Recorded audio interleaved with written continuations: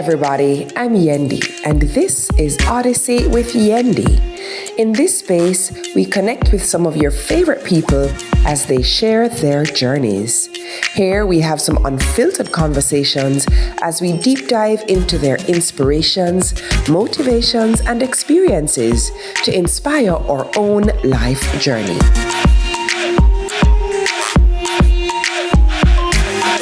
Odyssey with Yendi, brought to you by Grace, Singer, and Island Net Services.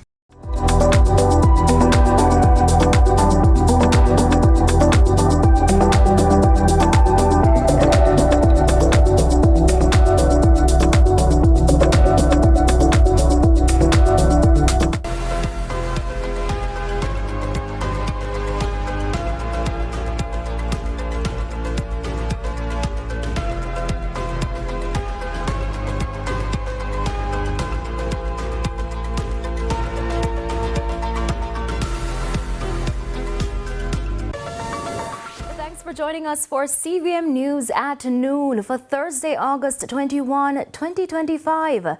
I'm Amoy Harriet. We begin with a CVM News follow-up. All 9 inmates who escaped from the Constant Spring Police lockup in St. Andrew on Tuesday are back in custody. Overnight, 2 of the final 3 were captured by police. And early this morning, 19-year-old Alonzo Espute turned himself in. Now, Espute, who hails from Cassava Peace in St. Andrew, is charged with murder. Police had launched an island-wide manhunt for the escapees, and 8 of the men were recaptured a day after escaping.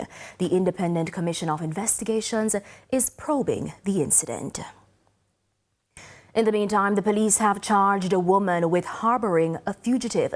She is 21-year-old Shamara Holmes. She was arrested in Spanish Town, St. Catherine on Wednesday after one of the escapees, Talik Chambers, was found in her company.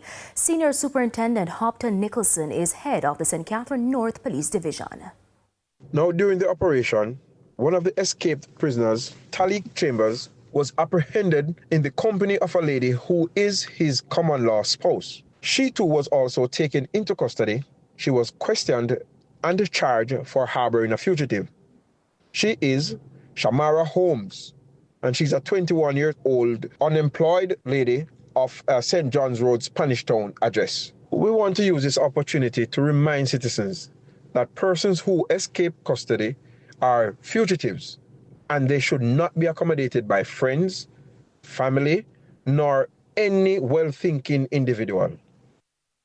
There is strong criticism this afternoon of what is being described as the long-standing practice, or malpractice rather, of replacing qualified teachers with untrained personnel.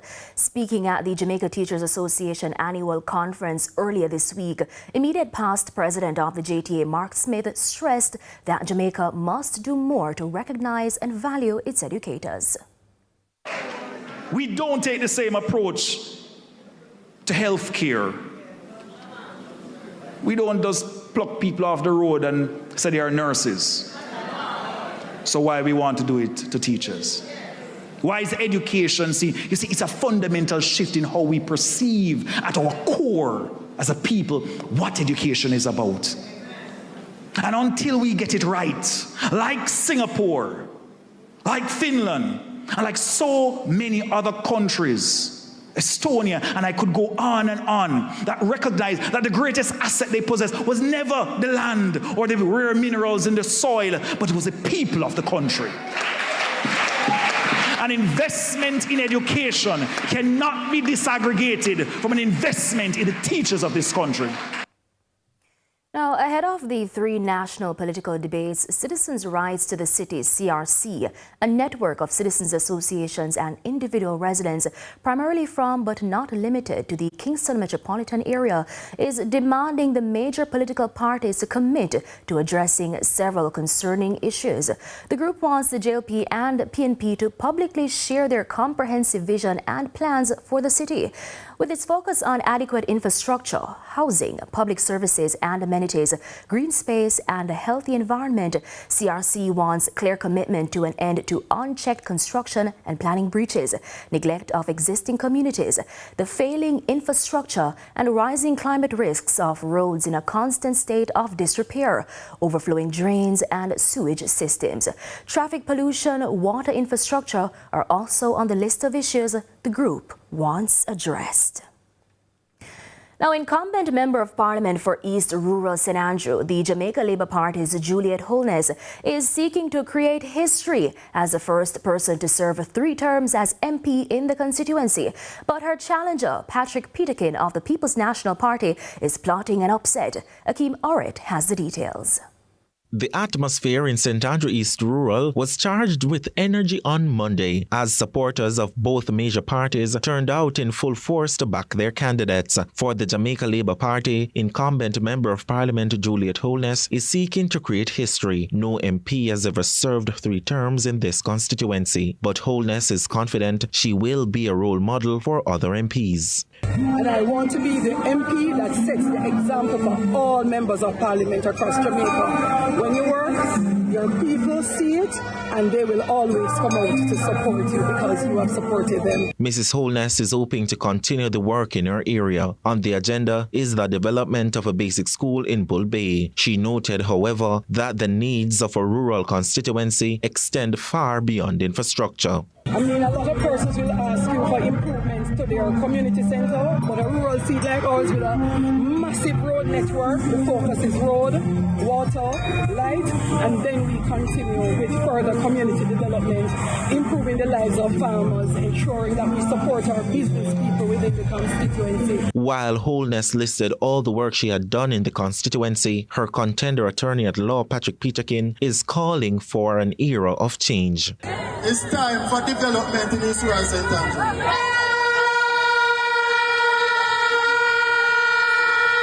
Them try block we when we get down at them office because them don't want to come nominate because them afraid as to what will happen on September 3rd. The PNP candidate is also confident he can unseat the JLP and take control of the constituency.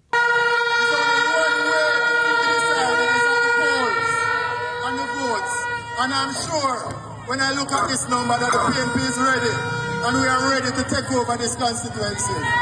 With both candidates energized and their supporters fired up, St. Andrew East Rural is shaping up to be one of the closely watched battlegrounds in the 2025 general election. Akeem Orit, CVM News. Still in politics, the Jamaica Progressive Party, JPP, is fighting against their mainstream opponents with the hope of securing the coveted Portland Eastern political seat. Speaking to our news team, their candidate for the constituency expressed confidence in her chances towards achieving this goal. Kevin Black tells us more. For us, we have to do the work. It's about the people, put Jamaican people first, and it's not going to be empty promises. Having satisfied the requirements of the Representation of the People Amendment Act 2014, the Jamaica Progressive Party, JPP, became Jamaica's 4th political party effective July 15, 2020. While not as mainstream as other registered political parties, such as the Jamaica Labour Party and the People's National Party, the JPP has been making waves over the years as a worthy competitor and alternative. Commenting on the nomination day proceedings in Portland Eastern Monday, JPP candidate for the constituency, Tracy Ann Gillespie Harris, told our news team her party is ready to work for the people.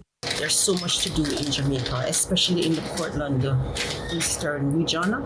You know, we talk about the farmers. We have seen, the cries of the farmers or young people. Well, we talk about the prayer larceny. I mean, it's very sad when you have worked so hard as a farmer and, you have your produce, you have your animal livestock, and it is stolen. Gillespie Harris also outlines that after years of progressive strides, the party is steadily becoming a reliable alternative to the nation's biggest political parties. I must say I leave everything to God. It's in His hand and the hands of the people that they know that they have a viable option and that they will definitely put their eggs beside the praying hands and that they will see that change is here.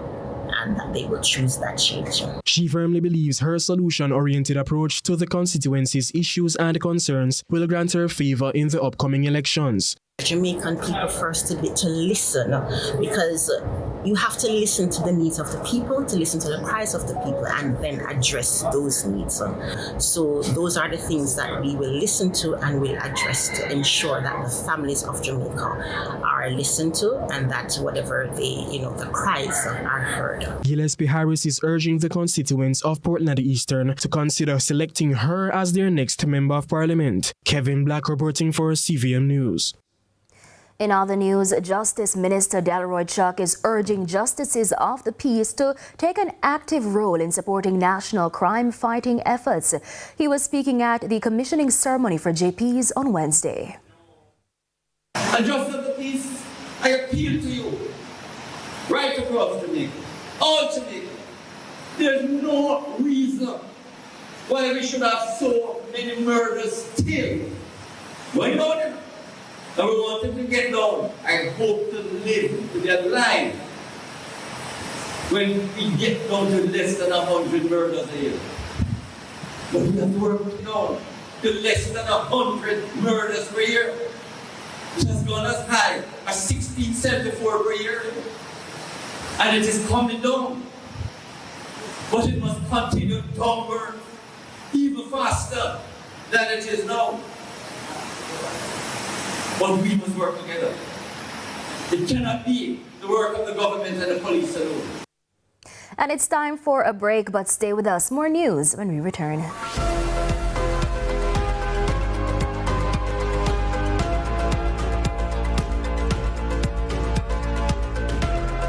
It's the dawn of a new day, and the Ministry of Economic Growth and Job Creation is shaping a future filled with opportunities and limitless possibilities. The government is building the foundation for a thriving tomorrow through strategic billion-dollar investments that fuel industries, facilitate an environment for job creation, and empower communities to rise. We are transforming Jamaica with world-class sustainable infrastructure, creating a nation where every Jamaican can achieve more and build a lasting legacy.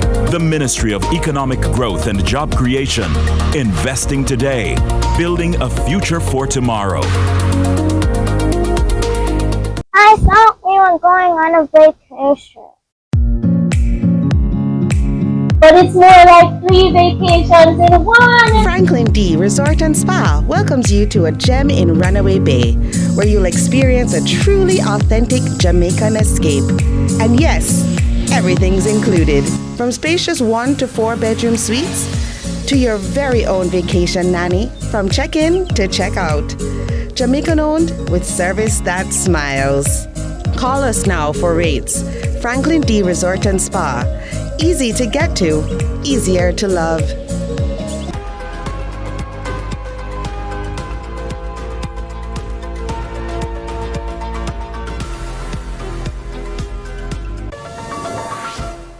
Welcome back to CVM News at noon. With the general election set for September 3, some citizens are asking an important question.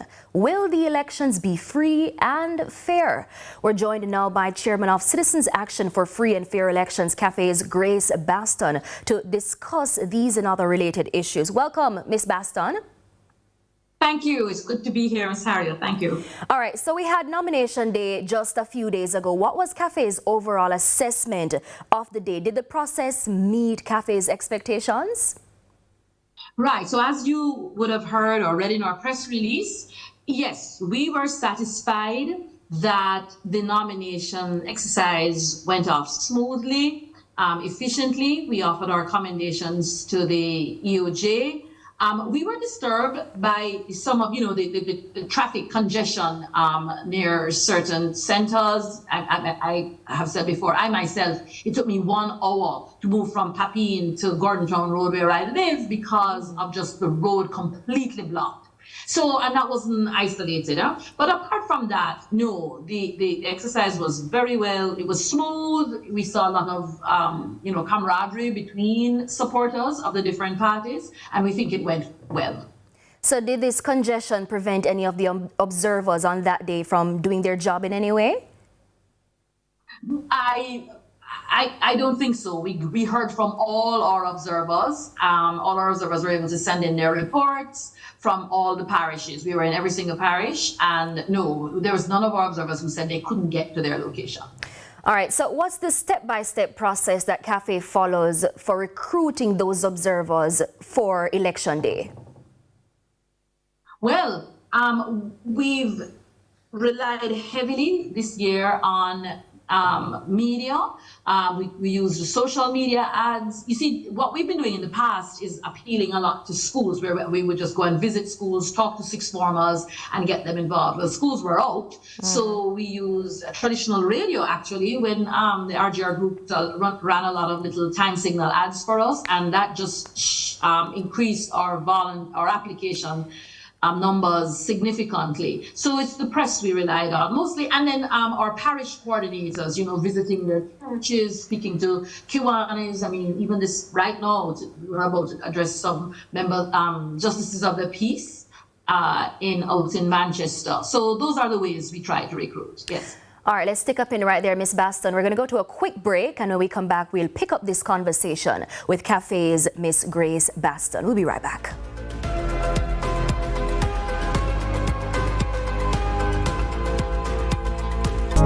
Attention registered voters! Remember to collect your renewed voter ID card before the upcoming general election. If you registered to vote in 2016 or after and did not get your new ID card, it may have been automatically renewed. Simply visit your EOJ constituency office to collect your voter ID card. Contact the Electoral Office of Jamaica at 888-991-VOTE or 922-0425-9 for more information. The time by Subaru is 12:15. All roads lead to PAN 2025. One pan a knock at Jamaica College in Kingston on August 31. Come enjoy the baddest pan chicken from across the island. Enjoy live performances by Kevin Downswell, Leela Ike, Wayne Marshall, Giomar Mitchell, and Ashley. Hosted by yours truly, the Queen Diva, Miss Kitty, Dustin Duffy Shepherd, and Danger. Bringing good vibes all day. Admission free. Gates open at 12 noon. Bring your whole family. Who will be crowned the 2025 Pan, Pork, and Chicken Champion? Hello. See you on August 31 at Jamaica College.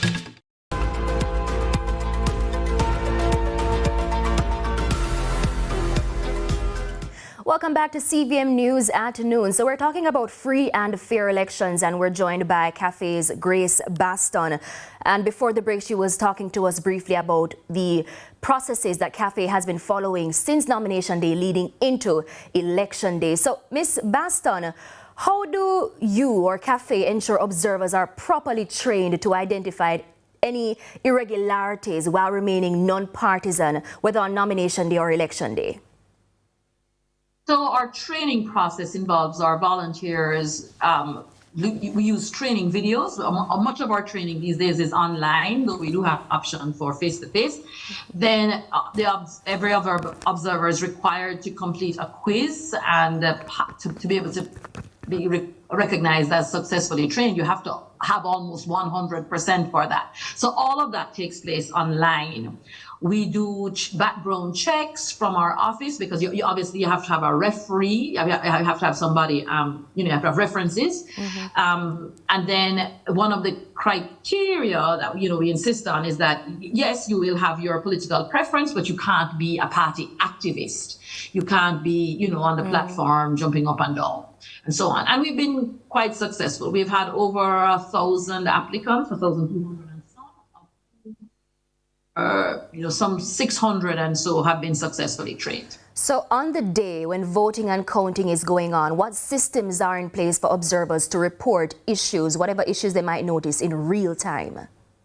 All right. So our observers, as you know, are required to report to the polling stations before 7 o'clock, so that they might observe and comment on whether or not everything is in place for the opening of the poll. They sit there, they're in their polling stations all day, and then they are required about mid-morning to complete an online reporting form. That information goes directly to our data center, is collated in real time, and we are able to issue usually some kind of release by around 11 o'clock talking about the state of readiness of the polling stations, how the officials, EOG officials are operating, whether or not there have been any irregularities, whether or not any incidents, untoward. And then at the close of poll, our observers, well, they're there until after 6 in the evening. They watch the final count, they're required to, and then they complete what we call their final form. Again, those are sent in, they complete those online electronically. If they have trouble, they can call in, because we do have a data center manned by, in person.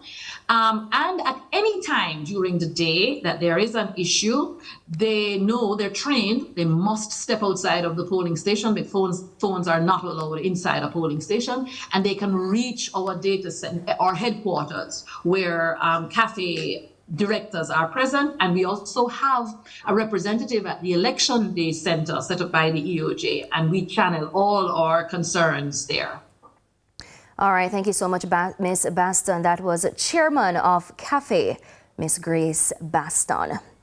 In news now overseas, the Israeli army says it has started the first part of an operation to seize Gaza City as airstrikes hit